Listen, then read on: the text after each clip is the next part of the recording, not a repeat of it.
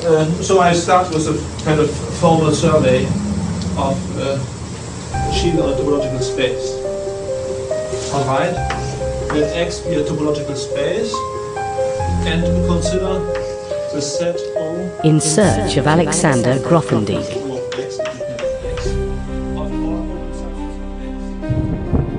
The rain was coming down in sheets as I stepped off the plane at Charles de Gaulle Airport, my trench coat soaked through and my notebook tucked protectively under my arm. The air smelled of jet fuel and damp concrete, and the fluorescent lights of the terminal cast a harsh glare over the bustling crowd. I'd been to Paris before, but this time was different. I wasn't here for the croissants or the Eiffel Tower. I was here for a story about one of the most enigmatic figures of the 20th century, Alexander Grothendieck.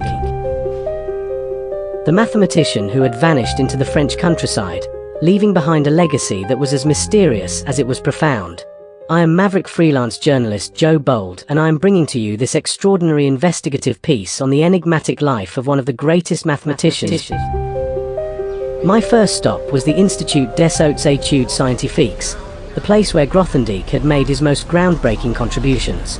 The Institute was a stark, modernist building nestled in the woods outside Paris, a temple of abstract thought. I wandered the halls, my footsteps echoing in the empty corridors. I spoke to a few aging mathematicians who still remembered Grothendieck, their voices tinged with awe and regret. He was a genius, one of them said, but he was also a man who couldn't reconcile his ideals with the world he lived in. I scribbled notes furiously, trying to capture the essence of a man who had once reshaped the landscape of mathematics. From there, I traveled south, to the Pyrenees, where Grothendieck had spent his final years in self-imposed exile. The village was small and remote, a cluster of stone houses surrounded by rolling hills and dense forests. The air was crisp and clean, a stark contrast to the smog of Paris. I knocked on doors, asking the locals if they remembered the reclusive mathematician. Most shook their heads, but one elderly woman pointed me to a crumbling farmhouse on the edge of town. "He lived there," she said, "but he didn't like visitors." The farmhouse was overgrown with ivy, its windows boarded up and its roof sagging under the weight of time. I pushed open the creaking door and stepped inside. The air was thick with dust, and the floorboards groaned under my weight. The walls were lined with shelves, each one crammed with notebooks, papers, and journals. It was as if Grothendieck had left behind a piece of his mind, a labyrinth of ideas waiting to be discovered. I picked up one of the notebooks, its cover worn and faded. I opened it carefully, the pages crackling with age. The handwriting was bold and angular, the words spilling across the page in a torrent of thought. I read a passage aloud, my voice barely above a whisper. "The world is a puzzle, a mosaic of infinite complexity. We are but fragments, trying to make sense of the whole. But the more we learn, the more we realize how little we know. And yet, there is beauty in the unknown, a kind of grace that comes from embracing the mystery." As I proceed with the reading of the notebook, my hands tremble. I had come here looking for a story, but what I had found was something far deeper, a glimpse into the soul of a man who had spent his life searching for truth, both in the abstract realms of mathematics and in the depths of the human spirit. As I stood there, surrounded by the remnants of Grothendieck's life, I couldn't help but feel that I was standing on the edge of something vast and unknowable, a mystery that would never be fully solved.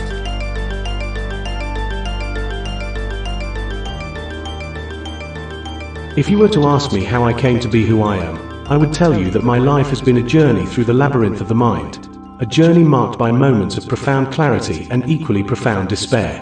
I am Alexander Grothendieck, though I no longer answer to that name. To many, I am a mathematician, a revolutionary thinker who reshaped the landscape of algebraic geometry. To others, I am a recluse, a man who vanished into the shadows, leaving behind a legacy that continues to baffle and inspire. But to myself, I am simply a seeker, a man who has spent his life searching for truth, both in the abstract realms of mathematics and in the depths of the human soul. I was born in Berlin in 1928, into a world teetering on the edge of chaos. My father, Alexander Sasha Shapiro, was a Russian anarchist and a Jew, a man who lived his life in defiance of authority. My mother, Hanka Grothendieck, was a journalist and a fiercely independent woman. Together, they were revolutionaries, dreamers who believed in a world free from oppression. but their dreams were shattered by the rise of fascism. When I was 5 years old, my father was arrested by the Nazis and sent to Auschwitz, where he perished. My mother and I fled to France, where we lived in constant fear, moving from one hiding place to another. Those early years shaped me in ways I am still unraveling. The chaos, the loss, the constant upheaval, it taught me to find solace in the abstract, in the world of ideas. Mathematics became my refuge, a place where I could escape the horrors of the world and lose myself in the beauty of pure thought.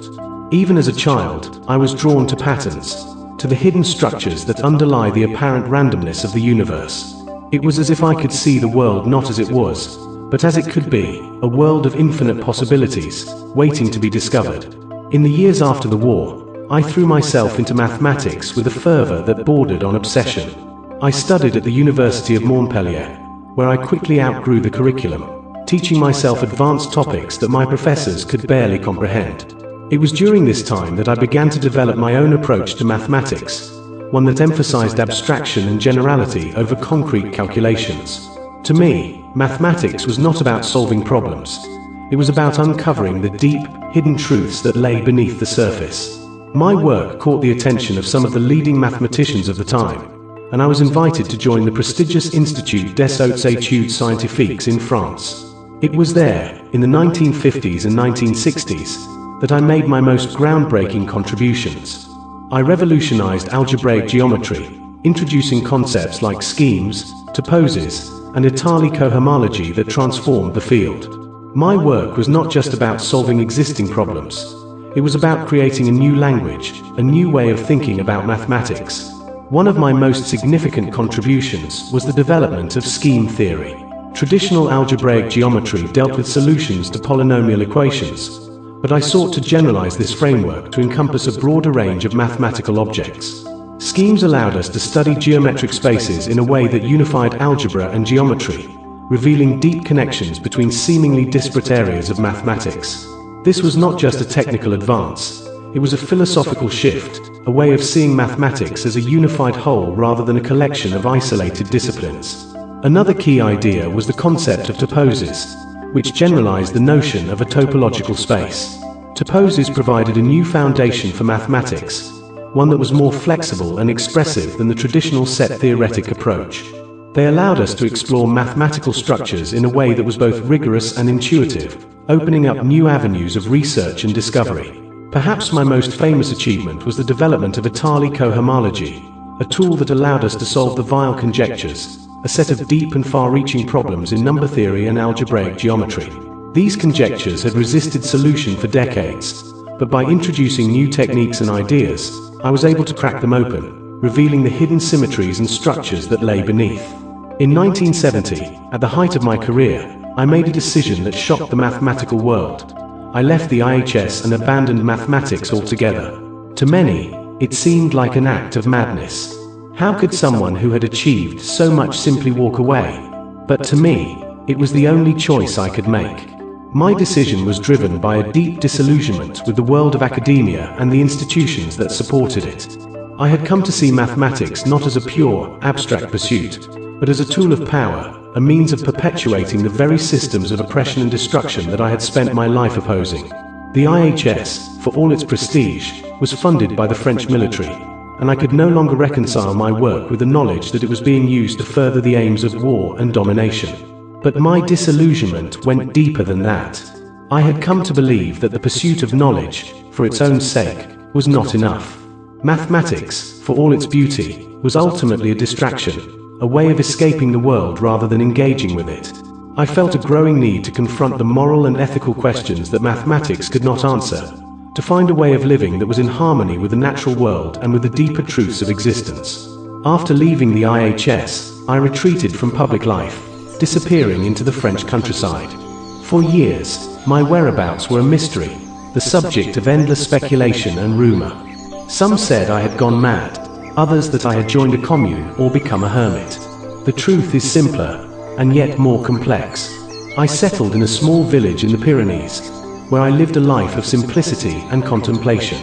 I grew my own food, wrote poetry, and spent long hours in meditation.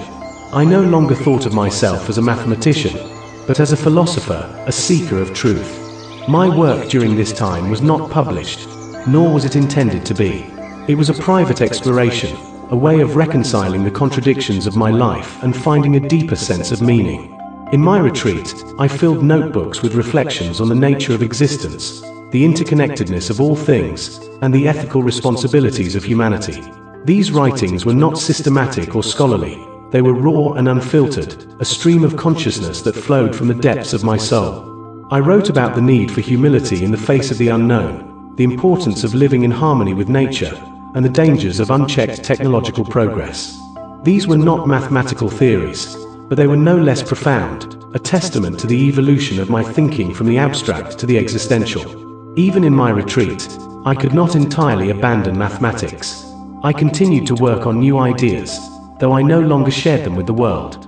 One of my most intriguing projects was an attempt to unify all of mathematics under a single, overarching framework, a kind of theory of everything for the mathematical universe. This work was never completed, but it reflected my lifelong belief in the unity of knowledge, the idea that all truths are connected in ways we can only begin to imagine. In the final years of my life, I withdrew even further from the world, cutting off contact with almost everyone I had known. I no longer saw myself as part of the mathematical community, nor even as part of society. I was a man alone, grappling with the questions that had haunted me my entire life. Why did I leave mathematics? The answer is both simple and profound. I left because I could no longer ignore the moral and ethical implications of my work. I left because I believed that the pursuit of knowledge, divorced from a deeper sense of purpose, was ultimately meaningless. And I left because I needed to find a way of living that was true to myself, even if it meant abandoning everything I had worked for. My life has been a journey through the labyrinth of the mind, a search for truth in a world that often seems devoid of it. I do not know if I have found the answers I was looking for, but I do know that the journey itself has been worth it. And if my story can inspire others to question, to seek, to dream, then perhaps it has served its purpose.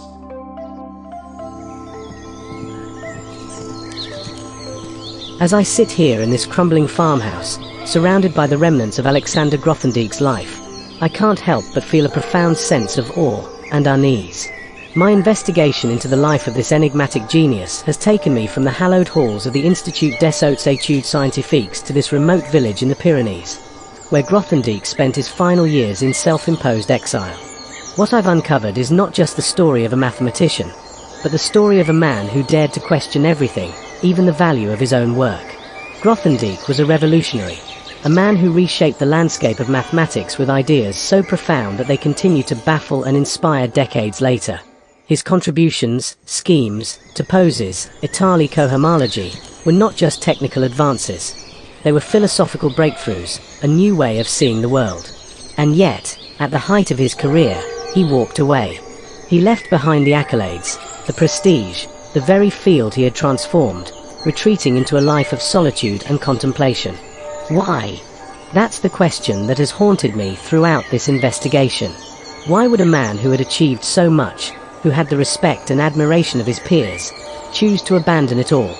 The answer, I think, lies in the very nature of Grothendieck's genius.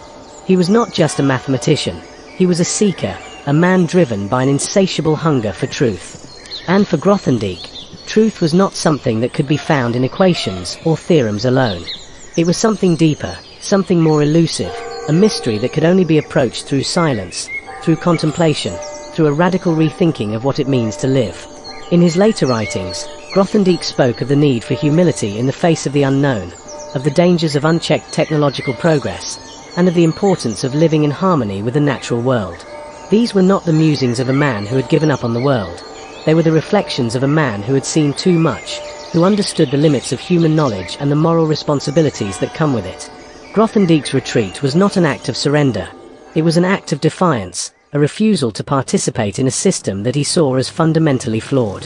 What drives a man to leave behind the trappings of success and embrace the mystery of the spiritual quest? I think it's the same thing that drives all of us, deep down, a longing for meaning, for connection, for something greater than ourselves. For Grothendieck, that something was not to be found in the abstract realms of mathematics, but in the quiet moments of reflection, in the simple act of living in harmony with the world around him. As I pack up my notes and prepare to leave this place, I can't help but feel that Grothendieck's story is not just his own, it's a mirror held up to all of us. In a world that values success, productivity, and progress above all else, his life is a reminder that there is another way, a way that values humility, curiosity, and the courage to question. Grothendieck may have left mathematics behind, but in doing so, he left us with something far more valuable, a challenge to rethink what it means to live a meaningful life. And so, as I close this chapter of my investigation, I am left with more questions than answers. But perhaps that's the point. Perhaps the mystery of Alexander Grothendieck is not something to be solved, but something to be embraced, a reminder that the most profound truths are often found not in the answers, but in the questions themselves. If you like this podcast, don't forget to subscribe to be notified about new ones. Thanks for tuning in. So O in particular is an ordered set by inclusion, and therefore O defines a category by abuse of language. We know this category by O also, as any ordered set does. If U and V